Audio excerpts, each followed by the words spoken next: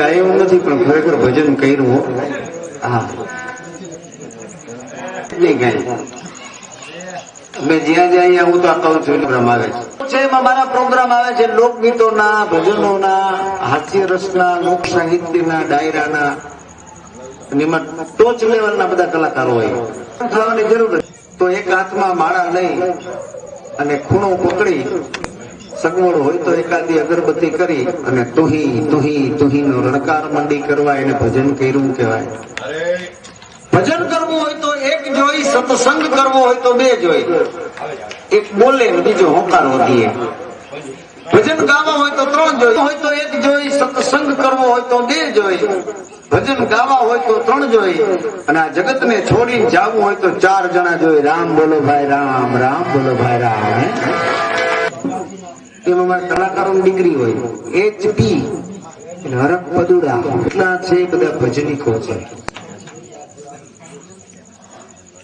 અને અમે તો બધા એક હાપ ને ઘેર કોરોનો હાપ એના જેવું કલાકાર ભેડા ભેડા અમારી નાતમાં છે આમાં. હા, સારામાં સારા કલાકાર છે, સારામાં સારા હાસ્ય કલાકાર, સારામાં સારા સાહિત્યકાર. અને મેં તો એક બે વખત એમને માયણા છે. એવી એવી અગમ નિગમની વાતો એની પાસે છે.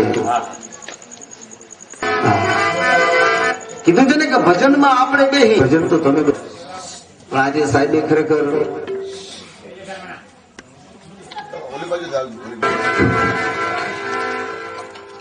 લાંબા રાવણ આખો પત્રો લીધો છે. એટલી વાત ચોક્કસ તમને કહું કે અહીંયા જેટલા જેટલા બધા ભજન પ્રેમી આત્માઓ આવ્યા છે એ બધા નતુભાઈ સ્વામી રાણગામથી, શ્રી વેલાભાઈ હરિયર, ટીટોળીથી પધારેલા પબ્બાભાઈ છુચર, સત્તાપરથી આવેલા ધાનાભાઈ આહિર, સિદ્ધસરાથી આવેલા ભીખુભા દરબાર, ભોગાપથી પધારેલા અમારા તબલાવાદક રમેશભાઈ, મંજીરાના માની કરો તો ઘણા બધા છે, રામભાઈ, રૂગાભાઈ. પણ આ બધામાં એક આ તબલા છે ને એ એક અગત્યની વસ્તુ છે. હા, આ તબલા એ છે ને માણાને શીખામણ દે. એમ કવિ કે કરે છે, મહાનની વાતો કરે, દાતારોની વાતો કરે, સુરવીરની વાતો કરે, ભક્તિના રંગમાં રંગાઈ ગયા હોય એની વાતો કરે, નદીઓની વાતો કરે, નાળાની વાતો કરે, દરિયાની વાતો કરે, ગામની વાતો કરે, શહેરની વાતો કરે. આ બધી જગ્યાએ જોયું હોય કે ન જોયું હોય પણ એની વાતો માંડે એનું નામ કવિ. આમ જોવે અને આમ એનું કવિત્વ બનાવે એનું નામ શીઘ્ર કવિ. કવિએ એકની તબલાને કીધું, ભલા માણા તને આટલું બધું આમ તો જો કેવો માર પડે છે કે તને વગાડનારો માણા હમી હાજરો તારા ઉપર જુતી રહ્યો હોય, ધબા ધબી હવાર સુધી તને મૂકે નહીં. આટલો બધો તને માર પડે છે. અને તઈ આ તબલાએ જવાબ દીધો. તબલાએ એમ કીધું, કવિરાજ એમાં કઈ બીજા કોઈનો વાંક નથી, આ તો અમારા કરેલા અમને નડે છે. આ તો અમારા કરેલા અમને નડે છે. કવિએ કીધું કે કેમ? અને તઈ તબલાએ કીધું, કવિરાજ અમે આ પેક થયા ને એટલે અમને આ સમાજ મારે છે. તમે વિચાર કરો કે જો